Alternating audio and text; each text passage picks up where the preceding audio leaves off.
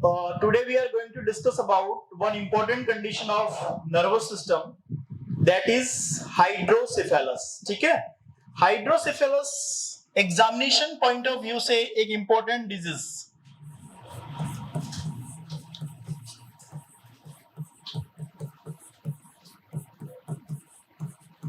Yes, very important, जिसको हम कह सकते हैं एग्जामिनेशन पॉइंट ऑफ व्यू से इंपॉर्टेंट है, क्योंकि एग्जाम में यहां से फ्रीक्वेंटली क्वेश्चन पूछे जाते हैं, और फ्रीक्वेंटली क्वेश्चन जब पूछे जाते हैं तो ये डिजीज कहीं ना कहीं कुछ इंपॉर्टेंट क्लासिकल साइन, कुछ इंपॉर्टेंट कोजेस को लेकर आती है। तो सबसे पहले अगर इस डिजीज को समझें तो इसका मतलब है एक्यूमुलेशन ऑफ सीएसएफ, ब्रेन के अंदर सीएसएफ का एक्यूमुलेशन हो जाना। ठीक है, इजीएस्ट लैंग्वेज के अंदर हम इसको समझते हैं, that is accumulation of CSF, cerebrospinal fluid, in a brain.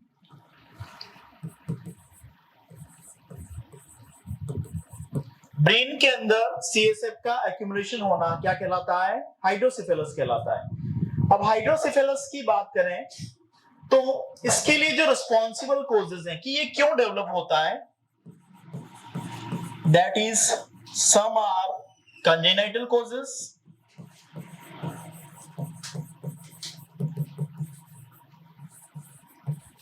And some will be acquired causes.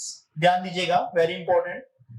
Congenital causes की हम बात करें तो ऐसे कोजेस जो फ्रॉम बर्थ प्रेजेंट होते हैं, और फ्रॉम बर्थ प्रेजेंट रहने वाले, देखो फर्स्ट ऑफ ऑल अगर हम बात करें सीएसएफ का एक्यूमुलेशन हो रहा है विद इन द ब्रेन या इन ब्रेन के अंदर। सीएसएफ जो है वो कहां पर बनता है? सीएसएफ बनता है लेटरल वेंट्रिकल के अंदर। हमारे ब्रेन के लेटरल वेंट्रिकल में एंटेरियर और पोस्टीरियर कॉइल्ड प्लेक्सस सीएसएफ को बनाते हैं, और उसका जो एब्जॉर्प्शन होता है वो एरेक्नोइड विलाई, जो हमारा कहां पर होता है? सब एरेक्नोइड स्पेस, स्पाइनल कॉर्ड के अंदर सब एरेक्नोइड स्पेस में उसका एब्जॉर्प्शन होता है। सीएसएफ जमा हो रहा है, सीएसएफ का एक्यूमुलेशन हो रहा है। दो रीजन हो सकते हैं इसके, या तो प्रोडक्शन ज्यादा है, एब्जॉर्प्शन कम है, बन ज्यादा रहा है, एब्जॉर्प्शन कम हो रहा है, तब भी इसका एक्यूमुलेशन होगा। और दूसरा रीजन, कहीं ना कहीं इसके फ्लो के अंदर ऑब्स्ट्रक्शन है, बन भी बराबर रहा है, एब्जॉर्ब भी बराबर हो रहा है, पर फ्लो में अगर ऑब्स्ट्रक्शन क्रिएट होगा तो क्या होगा? सीएसएफ का कहीं ना कहीं एक्यूमुलेशन होगा। तो कुछ कंजेनाइटल कॉजेज हैं, उसमें हम बात करें, दैट इज मैटरनल इंफेक्शन। और मैटरनल इंफेक्शन की बात जब भी होती है वो है आपका torch. Second important cause is your congenital formation of tumour. Tumour का कंजेनाइटल फॉर्मेशन होना, जैसे मैंने आपको बताया, या तो सीएसएफ के प्रोडक्शन में या सीएसएफ के अब्जॉर्प्शन में इम्बैलेंस की वजह से डिजीज कोज हो सकती है, या उसके फ्लो के अंदर ऑब्स्ट्रक्शन। अगर उसके पासेज में सीएसएफ का जो फ्लो होता है उसके पासेज में कंजेनाइटली किसी ट्यूमर का फॉर्मेशन हुआ है, तो क्या करेगा? कहीं ना कहीं ऑब्स्ट्रक्शन क्रिएट करेगा सीएसएफ के फ्लो में। सीएसएफ के फ्लो में ऑब्स्ट्रक्शन हुआ, सीएसएफ ब्रेन के अंदर जमा होगा, उसी को हम हाइड्रोसेफेलस कहते हैं। तीसरा इंपॉर्टेंट कोज होता है और वो है आपका कंजेनाइटल मालफॉर्मेशन। कंजेनाइटल मालफॉर्मेशन, इसको समझिएगा, that is very important. Congenital malformation का मतलब होता है कंजेनाइटली कोई माल फॉर्मेशन हुआ है। माल फॉर्मेशन का मतलब होता है एबनॉर्मल फॉर्मेशन होना। ठीक है, अब यहां पर कंजेनाइटल माल फॉर्मेशन में क्या क्या देखा जाता है? एक तो देखा जाता है Arnold Chiari syndrome. Yes, Arnold Chiari syndrome की अगर हम बात करें तो इसका मतलब क्या होता है? That is herniation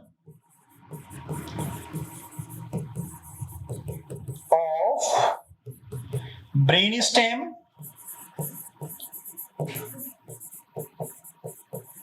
and cerebellum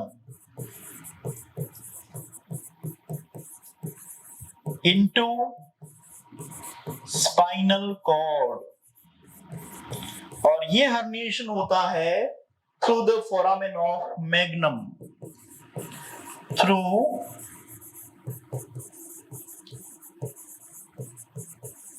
foramen of magnum. ध्यान दीजिएगा, we are discussing about what are the causes which is responsible for developing hydrocephalus, in which some are congenital causes, maternal infection हो जाए जिसको हम टॉर्च कहते हैं, toxoplasmosis other rubella, cytomegalovirus and herpes simplex virus. Then अगर congenitally tumour बन रहा है ना, कंजेनिटल फॉर्मेशन हो रहा है किसका, ट्यूमर का, that is also responsible, and at last that is congenital malformation. यहां पर मैंने आपको बताया अर्नोल्ड चियारी सिंड्रोम, जिसमें क्या होता है, हर्निएशन।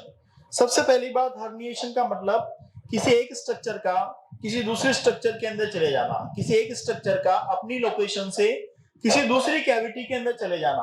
अब देखिए यहां पर हम कुछ समझते हैं इसके बारे में।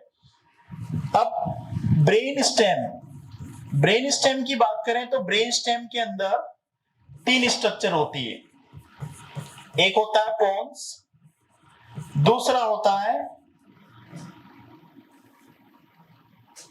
मिड ब्रेन,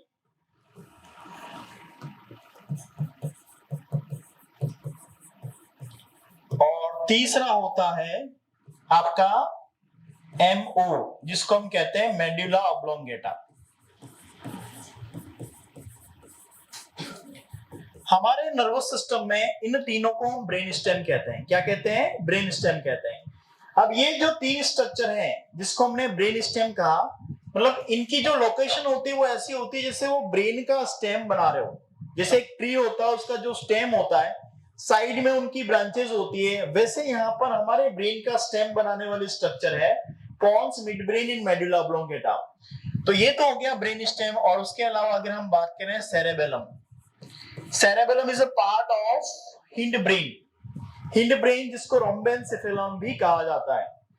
तो ये सेरेबेलम और मिड ब्रेन जो है वैसे होते हैं स्कल के अंदर। अब जैसे ये स्कल है, इसके अंदर ये दोनों स्ट्रक्चर हैं, ये आपका सेरेबेलम भी है इधर, और वहीं पर हम बात करें तो आपका ब्रेन स्टेम भी है। स्कल के बेस में एक होल होता है, एक फोरामेन होता है, जिसको हम कहते हैं foramen of magnum. This is your foramen of magnum. यहां से एक स्ट्रक्चर निकलती है जिसको हम कहते हैं स्पाइनल कॉर्ड। इस स्ट्रक्चर का क्या होता है, हर्निएशन, मतलब ये अपनी लोकेशन को छोड़कर चले जाते हैं स्पाइनल कॉर्ड के अंदर, वर्टिब्रल कॉलम के अंदर। तो ये स्ट्रक्चर का हर्निएशन किसके अंदर हो रहा है, स्पाइनल कॉर्ड के अंदर। उसी को हम कहते हैं अर्नोल्ड चियारी सिंड्रोम। जब ऐसा होगा तो नो डाउट बन रहा है हमारा CSF ब्रेन के सेरेब्रम के अंदर, उसके लेटरल वेंट्रिकल के अंदर, पर कहीं ना कहीं ये एब्जॉर्ब होने के लिए स्पाइनल कॉर्ड में जाता है। जब ये स्ट्रक्चर इसमें चली जाएगी, कहीं न कहीं फ्लो के अंदर ऑब्स्ट्रक्शन क्रिएट होगा, CSF का एक्यूमुलेशन होगा किसके अंदर, ब्रेन के अंदर, और वही हमारी डिजीज है, that is the accumulation of CSF in brain. ठीक है, तो एक कंजेनिटल मालफॉर्मेशन हुआ जिसको हमने कहा अर्नोल्ड चियारी सिंड्रोम। उसके अलावा दूसरा जो कंजेनिटल मालफॉर्मेशन होता है उसकी अगर हम बात करें तो वो है आपका डेंडी वॉकर सिंड्रोम।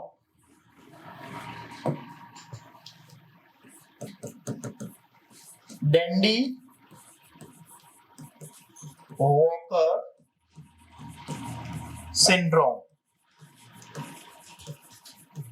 ठीक है। अब डेंडी वॉकर सिंड्रोम क्या है, इसके अंदर फॉर्मेशन होता है सिस्ट का, और ये फॉर्मेशन सिस्ट का होता है वो होता है posterior surface of fourth ventricle. That means क्या है समझ लेते हैं सबसे पहले, formation of cyst on the posterior surface of fourth ventricle. Yes, fourth ventricle हमारे ब्रेन के अंदर, जिस तरीके से हार्ट में 2 वेंट्रिकल होते हैं, हमारे ब्रेन में 4 वेंट्रिकल होते हैं, लेटरल वेंट्रिकल, आपका सेरेब्रल एक्विडक्ट मिड ब्रेन के अंदर, और एक होता है थर्ड वेंट्रिकल और एक होता है फोर्थ वेंट्रिकल। तो फोर्थ वेंट्रिकल के पोस्टीरियर सरफेस पे सिस्ट बनता है, और ये सिस्ट भी क्या करता है, कहीं ना कहीं ऑब्स्ट्रक्शन क्रिएट करेगा सीएसएफ के फ्लो के अंदर। क्या क्रिएट करेगा? ऑब्स्ट्रक्शन क्रिएट करेगा सीएसएफ के फ्लो के अंदर। तो क्या होगा, ब्रेन के अंदर एक्यूमुलेशन होगा सीएसएफ का, उस वजह से जो है वो आपका डिजीज डेवलप होगी, जिसको हम क्या कहते हैं, हाइड्रोसेफेलस कहते हैं। ठीक है। उसके बाद में तीसरा जो माल फॉर्मेशन है, that is stenosis of cerebral aqueduct. Cerebral aqueduct के अंदर स्टेनोसिस होना, और स्टेनोसिस ऑफ सेरेब्रल एक्विडक्ट की अगर हम बात करें तो क्या होता है, इसके अंदर नैरोइंग होती है, नैरोइंग होगी सेरेब्रल एक्विडक्ट के अंदर, स्टेनोसिस होगा, जिस वजह से इसमें क्या होगी, नैरोइंग होगी, और नैरोइंग होने की वजह से भी सीएसएफ जो है वो आगे की तरफ नहीं बढ़ पाएगा। तो यहां पर हमने देखा दिस इज माल फॉर्मेशन, है ना। पहला माल फॉर्मेशन हमारा अर्नोल्ड-चियारी सिंड्रोम। दूसरा माल फॉर्मेशन जो है वो डेंडी-वॉकर सिंड्रोम है। डेंडी-वॉकर सिंड्रोम की बात करें तो डेंडी-वॉकर सिंड्रोम में सिस्ट बन रहा है posterior surface of the fourth ventricle के अंदर।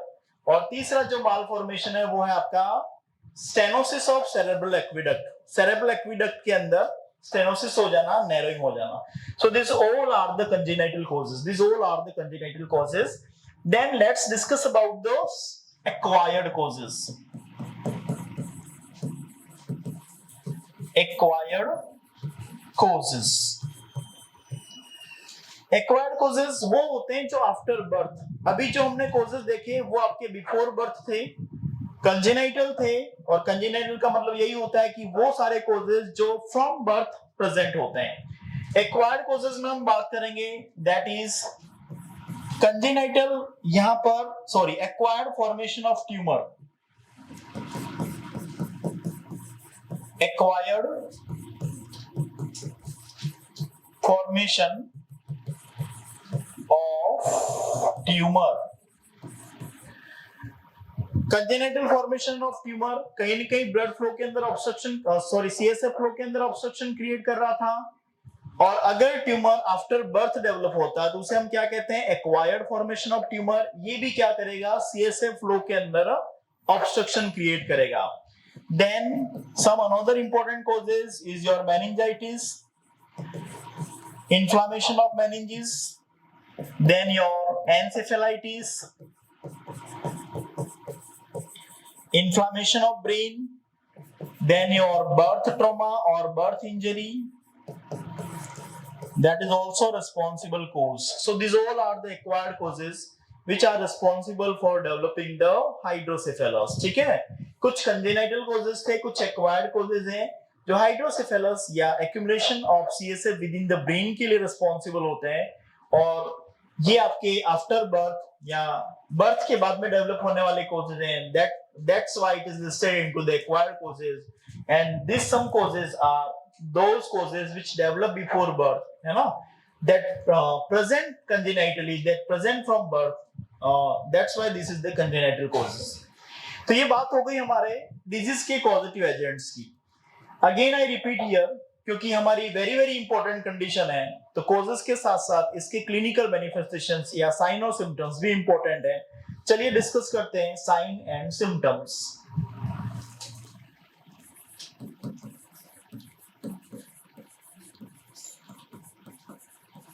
यस, साइन और सिम्टम्स के अंदर सबसे पहला इंपॉर्टेंट साइन के रूप में देखा जाता है वो है आपका हेड एनलार्जमेंट। जैसे न्यूबॉर्न का बर्थ हुआ, उसका हेड जो है वो नॉर्मल साइज से ज्यादा बड़ा है, और नॉर्मल साइज से ज्यादा बड़ा है उसका मतलब उसका जो हेड सरकमफ्रेंस, न्यूबॉर्न के एट बर्थ हेड सरकमफ्रेंस की बात करें तो वो होता है आपका 33 से 35 सेंटीमीटर। यहां पर जो है वो हेड सरकमफ्रेंस मिलेगा more than 35 centimetre. Head circumference कितना मिलेगा, more than 35 centimetre, that is more than 35 centimetre. ठीक है, That is one important sign. The second important sign is your McEwen sign. Exam के अंदर पूछा जाने वाला साइन, कहीं बार एग्जाम के अंदर पूछा गया है, मैकवेन साइन. मैकवेन साइन क्या होता है? देखिए, अगर हम बात करें हेड का एनलार्जमेंट हुआ है, हेड का एनलार्जमेंट हुआ तो हेड के अंदर क्या होती है? Skull bones. ये हेड है और हेड के अंदर स्कल बोन्स हैं. स्कल बोन्स के बीच में सूचर्स प्रेजेंट होते हैं. क्या प्रेजेंट होते हैं? सूचर. अब इन सूचर की बात करें तो ये जो सूचर है वो इन स्कल बोन्स के बीच में, जब हेड बड़ा होगा, जब हेड की साइज बढ़ेगी तो सूचर्स एक दूसरे से दूर दूर जाएंगे. सॉरी, स्कल बोन्स एक दूसरे से दूर दूर जाएंगी. तो जो सूचर्स उनके बीच में प्रेजेंट है वो वाइडली सेपरेटेड हो जाएंगे. No doubt at birth newborn की जो स्कल बोन्स है वो बहुत ज्यादा थीन होती है, वेरी थीन होती है, और जब हेड एनलार्जमेंट होगा तो स्कल बोन्स जो है वो दूर दूर जाएंगी. तो सूचर्स जो है वो वाइडली सेपरेटेड होते हैं. तो जब उन थीन स्कल बोन्स पे या वाइडली सेपरेटेड स्कल बोन्स पे जब परकशन किया जाता है तो वहां पर एक क्रैक्ड पॉट साउंड डेवलप होता है. क्रैक्ड पॉट साउंड का मतलब होता है जैसे एक फूटा हुआ घड़ा हो, मिट्टी का जो घड़ा होता है, पानी जिसके अंदर भरा जाता है, और वो जब फूट जाता है और उस समय पे जैसी आवाज आती है वैसी आवाज उसके हेड पर परकशन से आएगी. और that is the important sign. So put the double star here. कई बार एग्जाम के अंदर पूछा गया है, आपके एग्जाम के अंदर भी पूछा जा सकता है. That is the McEwen sign. यहां पर हम बात करें thin and widely separated skull bones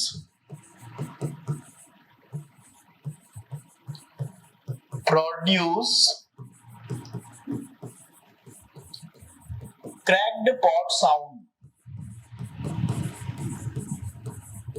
on percussion. जब उन पे परकशन किया जाएगा तो cracked pot sound, that is the फूटे हुए घड़े की समान आवाज आती है, उसी को हम कहते हैं मैकवेन साइन. ठीक है? That is also important sign of this disease.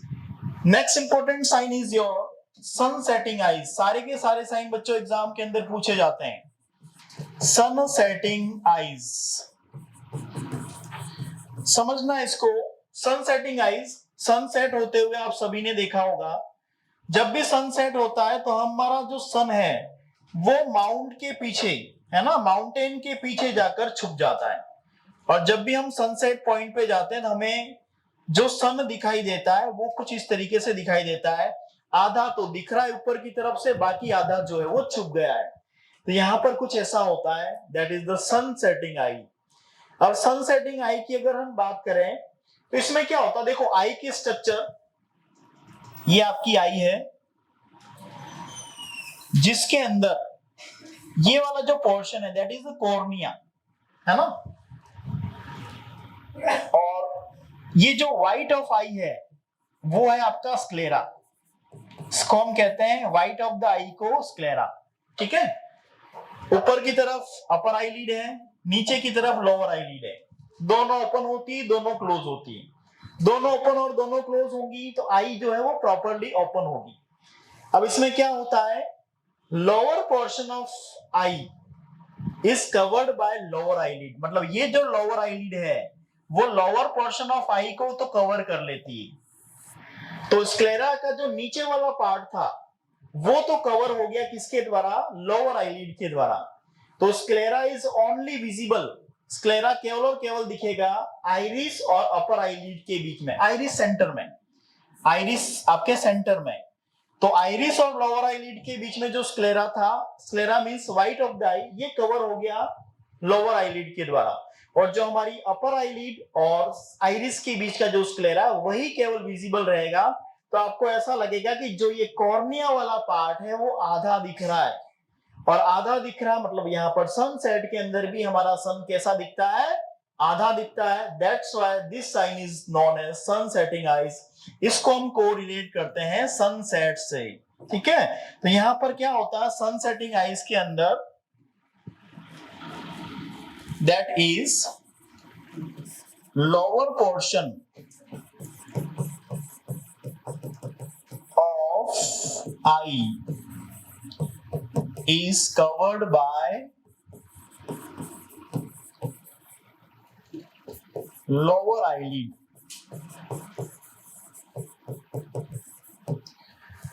Or sclera is only visible. Sclera is only visible between iris and upper eyelid. Yes, sclera केवल और केवल कहां दिखेगा? आइरिस और अपर आईलिड के बीच में. So this is also important sign. Put the star here and that is your sun setting eyes. Exam में ये भी पूछा जाता है. तो sun setting eyes is related with your condition that is hydrocephalus. So these all are the important signs which seen into the hydrocephalus in initial stage. But in later stage there are some important signs like behavioral changes, lethargy है. उसके अलावा अगर हम बात करें तो nausea, vomiting जैसे sign भी इसके अंदर देखे जा सकते हैं. But this all are the later symptoms. ठीक है. बट यहाँ पर लेट सिम्टम्स के अंदर एक और इंपॉर्टेंट साइन देखा जाता है जिसको कहा जाता है high shrill cry. Late symptoms के अंदर एक और important sign that is your high shrill cry, जिसमें जब न्यूबॉर्न रोएगा या जब चाइल्ड क्राई करता है that is sharp and high pitches. जो उसकी क्राई करने की जो वॉइस है वो बहुत ज्यादा शार्प और हाई पिचेस होती है. और उसका जो रीजन होता है वो होती है उसकी इरिटेबिलिटी. क्योंकि सीएसएफ जब ब्रेन के अंदर एक्यूमुलेट होगा तो कहीं के वो चाइल्ड इरिटेट होगा. इरिटेट होने की वजह से उसकी जो रोने की जो वॉइस है वो शार्प और हाई पिचेड रहेगी. That is your high shrill cry कहलाता है. That is also important sign of this disease. So this all are the important symptoms of hydrocephalus. After that, as I told you, there are two reasons for developing hydrocephalus. First one reason is there is an imbalance between production or absorption, and second reason will be there is a obstruction in flow of CSF. According on the basis of these two reasons, there are two kinds of hydrocephalus. First one is your communicating and second one is your non-communicating. In communicating type of hydrocephalus, there is a communication proper. Communication proper means there is a proper flow. So there is a mistake in production or absorption. There is imbalance between production and absorption. तो communicating hydrocephalus जहां पर communication proper है तो production ज्यादा है, absorption कम है, CSF accumulate होगा. Non communicating production बराबर है, एब्जॉर्प्शन बराबर है, पर फ्लो के अंदर ऑब्स्ट्रक्शन है, नॉन कम्युनिकेटिंग हाइड्रोसेफेलस डेवलप होगा. तो यहाँ पर after sign and symptoms discuss about its types. और टाइप्स होते हैं इसके दो, that is communicating hydrocephalus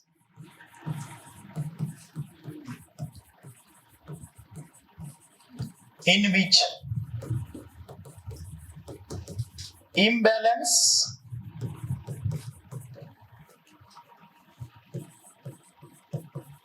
between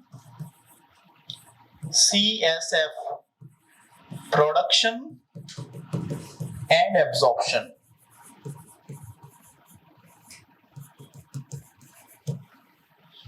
And second one type is your non-communicating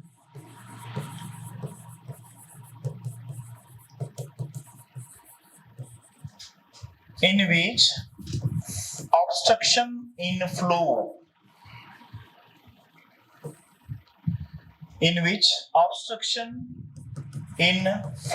of CSF. So this is the types of CSF. After discussing signs and symptoms, after discussing types, let's move toward its diagnosis, that is diagnostic evaluation.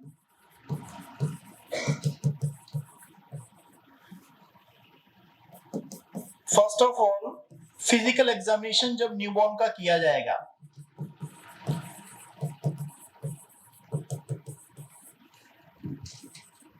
तो at birth head circumference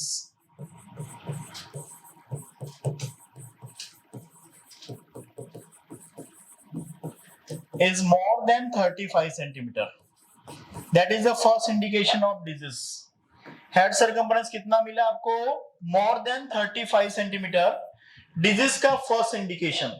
and after that in first 3 months if head circumference increase more than 1 centimeter in every 15 days, ये second हमारा indication है. तो यहां पर in first 3 months if head circumference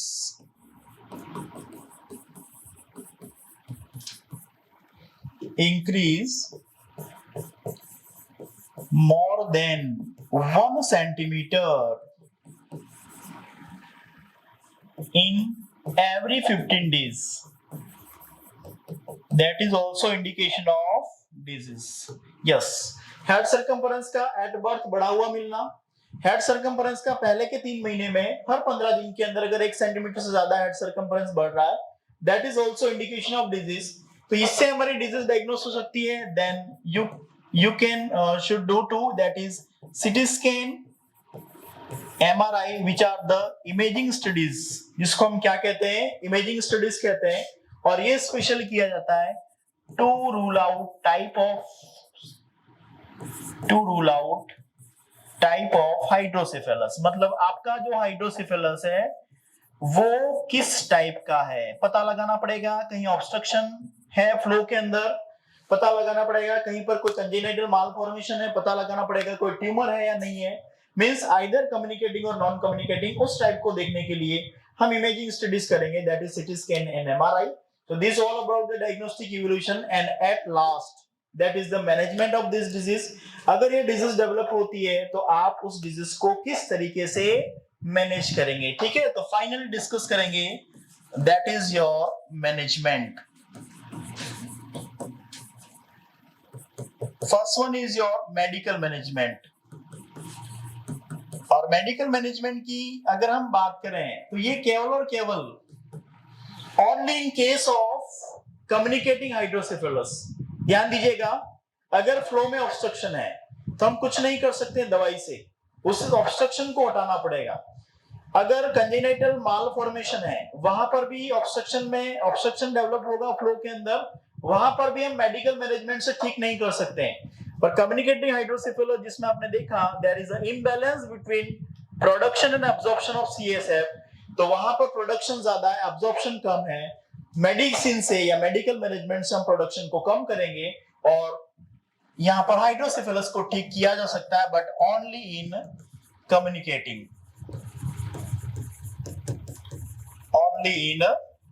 communicating hydrocephalus. और इसके लिए चॉइस ऑफ ड्रग एग्जाम के अंदर पूछी जाती है, दैट इज योर एसिटाजोलामाइड. और इस ड्रग के डोज की अगर हम बात करें 50 mg पर केजी के हिसाब से दी जाती है orally. And there is also use of orally glycerin to reduce the production of CSF. ये दोनों मेडिसिन क्या करेगी? CSF के प्रोडक्शन को कम करती है. ठीक है, so this is all about the medical management, and after that discuss about the surgical management, that is also important. Surgical management. देखिए, कम्युनिकेटिंग हाइड्रोसेफेलस है, आप कर सकते हैं उसको ठीक मेडिकल मैनेजमेंट के द्वारा. पर अगर हमारा नॉन कम्युनिकेटिंग हाइड्रोसेफेलस है जहां पर प्रोडक्शन बराबर है, जहां पर एब्जॉर्प्शन बराबर है, पर उस सीएसएफ के फ्लो के अंदर ऑब्स्ट्रक्शन हो रहा है, हमें स्पेशली सर्जिकल मैनेजमेंट प्रेफर करना पड़ेगा. और उसके लिए स्पेशली 2 प्रकार के शंट यूज किए जाते हैं. That is first one is your ventriculo atrial shunt, जिसको हम कहते हैं VA shunt. That is VA shunt.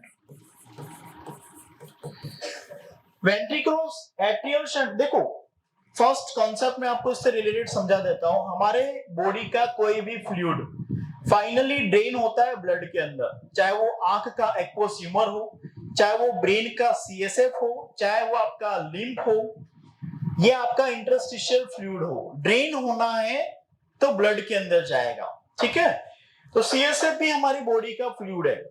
आपने देखा कि प्रोडक्शन हो रहा है, फॉर्मेशन हो रहा है anterior posterior choroid plexus lateral ventricle के अंदर, एब्जॉर्प्शन हो रहा है सब एरेक्नोइड विलाई के अंदर। तो सब एरेक्नोइड विलाई के अंदर एब्जॉर्ब होने के बाद में कहां जाता है, ब्लड के अंदर जाता है। तो यहां पर हम इस शंट के द्वारा जो जहां पर बन रहा है हमारा सीएसएफ, वहां से सीधे हम इसको ब्लड में ड्रेन करते हैं। तो वेंट्रिकुलर एट्रियल शंट, वीए शंट में क्या किया जाता है, that is place a shunt between lateral ventricle of brain, क्योंकि कहां पर बन रहा है सीएसएफ, लेटरल वेंट्रिकल के अंदर of brain and right atrium of heart. उस सीएसएफ को हम राइट एट्रियम ऑफ हार्ट के अंदर ड्रेन करवाते हैं। कई बार बच्चों एग्जाम के अंदर जो इमेज बेस्ड क्वेश्चन होते हैं उसके अंदर एक इमेज आपके सामने आएगी जिसमें एक ट्यूब लाइक स्ट्रक्चर ब्रेन से निकलकर राइट एट्रियम के अंदर जा रही है। पूछा ये जाता है कि ये क्या है, नहीं ये नहीं पूछा जाता, ये पूछा जाता है किसका मैनेजमेंट है। तो किसका मैनेजमेंट होगा, हाइड्रोसिफेलस का। और क्या है पूछा जाए, that is the VA shunt, ventriculo atrial shunt. ठीक है, तो ये आपका वीए शंट हो गया। और दूसरा इंपॉर्टेंट होता है that is ventriculo peritoneal shunt, ventriculo peritoneal shunt, that is your VP shunt. और इसमें जो शंट रखा जाता है, place a shunt between lateral ventricle of brain and peritoneal cavity, जिसको हम एब्डोमिनल कैविटी भी कहते हैं। यहां पर हमने सीएसएफ को राइट एट्रियम ऑफ हार्ट के अंदर ड्रेन किया, वहीं पर यहां पर सीएसएफ को हम पेरिटोनियल कैविटी के अंदर ड्रेन करते हैं। This is surgical management, this is surgical management, and at last that is your ventriculostomy, ventriculostomy। इसमें क्या होता है, create a opening, है ना, create a opening into the floor of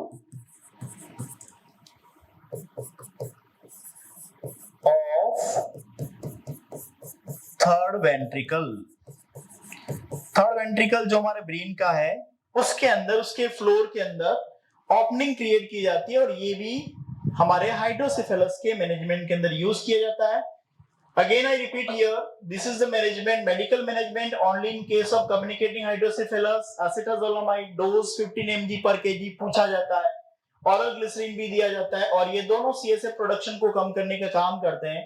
पर पता चला सीएसएफ का प्रोडक्शन तो बराबर है, तो मेडिकल मैनेजमेंट से काम होने वाला नहीं है। सर्जिकल मैनेजमेंट पे जाना पड़ेगा, जिसमें VL shunt, ventricular atrial shunt, right ventricle of heart, right atrium of heart and lateral ventricle of brain के बीच में शंट लगा दिया, ताकि जो जो बनता जा रहा है लेटरल वेंट्रिकल से वो ड्रेन होता हुआ कहां पहुंचे, हार्ट के अंदर, और ब्लड में ड्रेन हो जाए। वैसा यहाँ पर लेटरल वेंट्रिकल ऑफ ब्रेन से पेरिटोनियल कैविटी के बीच में एक शंट लगा दिया, ताकि जैसे जैसे जो सीएसएफ बन रहा है वो ड्रेन होता हुआ ब्लड के अंदर पेरिटोनियल कैविटी में ड्रेन हो जाए। और वेंट्रिकुलोस्टोमी में एक आर्टिफिशियल ओपनिंग थर्ड वेंट्रिकल के फ्लोर पे की जाती है। अगर वहां पर किसी प्रकार का कोई ऑब्स्ट्रक्शन है तो कहीं कहीं वो सीएसएफ वहां से निकल जाएगा और प्रॉपर्ली जहां पर जाकर इसका अब्जॉर्प्शन होना है वहां पर जाकर एब्जॉर्ब होगा।